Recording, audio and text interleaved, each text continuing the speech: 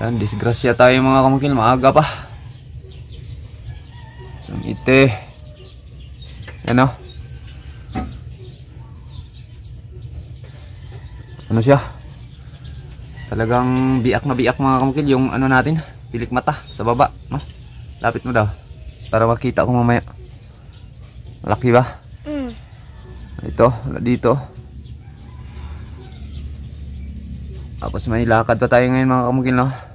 O tuloy natin pag malagyan ng bandage to. Okay, right, mga kamukil. Yan, good morning. So, time check, alas 6. Alis na tayo sa bahay. Kwen, nato na ko Kwen. Alis na ako sa bahay mga kamukil, no? Kasi kailangan maaga dun. May ayusin dun sa Davao project. Right, let's go. Takits na tayo dun mga kamukil. Yan, good morning, no? So bali nagdagdag na naman tayo ng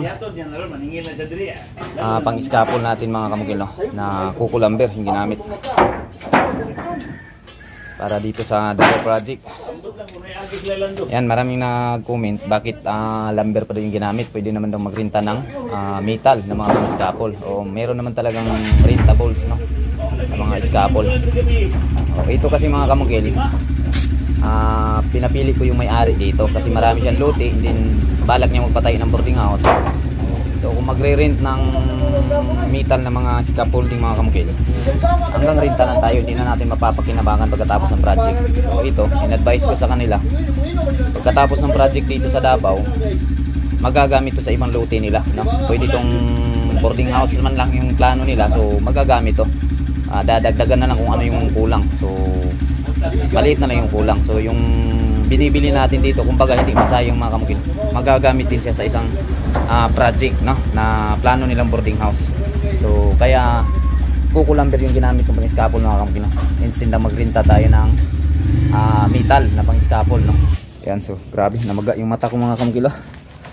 Disgrasya kahapon sa motor, no? Ano? Buti na lang hindi tayo na ano, pinapiktuhan mga kamukil, no? Yan, dito na tayo sa project mga kamukil. Ito yung ano, na nag-aga tayo mga kamukil pumunta dito sa Davao project, no? Kasi unang-una punta pa tayo ng Tagum mamaya. So kailangan matapos natin dito ng maaga, o ma-plaster natin ng maaga yung mga kailangan. Right? Update tayo mga kamukil, Davao project, no? Marami ding naghihintay nito. Yan, yung kabuuan video nito mga kamukil, puntahan nyo sa YouTube channel na to, doon yun to makikita, no? Marami kayong dagdag kaalaman mga kahit pulo mga kamukil. Ayun, no? Okay, papansin nyo mga kamukil, papala, no? Nagsasanbags tayo ng mga lupa. Itong mga lupa na to mga kamukil, ito yung nagmula doon sa pinagkukaya namin ng mga kulom, no? Ng foundation, mga butas, pinakabutas natin ng ating mga foundation. Ito na yung pinagkukaya namin, no? Itong lupa na to. So kung napapansin nyo, yung mga kulom natin, yung mga butas, natambakan na rin namin ng lupa. Naibalik na namin yung lupa mga kamukil. Lahat ng mga butas nalagyan na namin ng lupa. So yung natitira mga kamukil, nasa 70%, no? Yung natitirang lupa.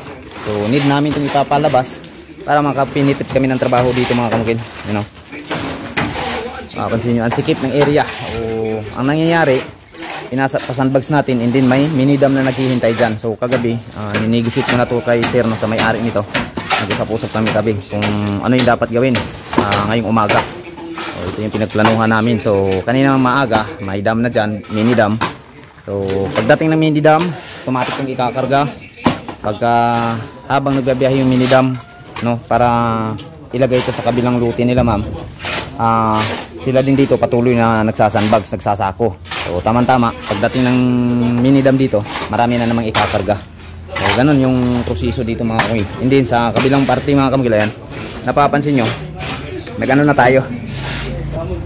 Right mga kamukil, yan, umpisa yung pag-i-scaffold natin mga kamukil, no? So tingnan nyo mabuti mamaya, or basta i-upload ko ito mga kamukil, kung ano yung pinaka-umpisa sa paggawa ng mga scaffold, no?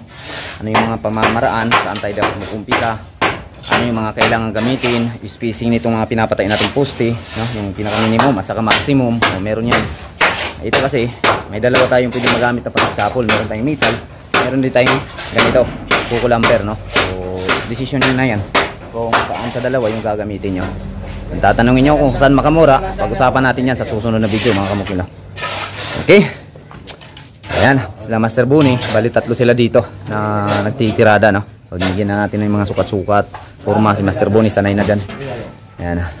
Isa lang yung nagpaplano sa kanilang tatlo mga kamukil para medyo mapadali yung galaw. Kasi kung lahat magpaplano, matagal, no? Kasi puro na lang baka mag-iirgo pa sa kanya-kanya nilang plano. So isa lang yung pinadala kong plano, no, ng Master Buni. So pag matayo na to lahat mga kamukil, silang tatlo, skill to yan. So sila na yung bahalang mag-brace nito, no? I-align ni Master Lando yung tansi natin dyan, so para maging align din yung ating poste, tuwid na tuwid siya. So pagkatapos ma-align, sila na lang bahalang mag patuloy sa pag-brace, habang Master Buni patuloy naman sa paggawa nito, no, scaffold. Right? So, may mga kahoy na tayo. So ito lang kasi yung pinakamahirap mga kamukil, umpisa. Sa lahat ng trabaho, yung pinakamahirap nasa umpisa lang, no. Pag masilmulan na natin ng konti, tuloy-tuloy na po yan, matatapos na po yan. So ganito rin yung magpapatay ng scaffold ng bahay. Right, thank you mga kamukil. Mamaya update tayo, tagong project.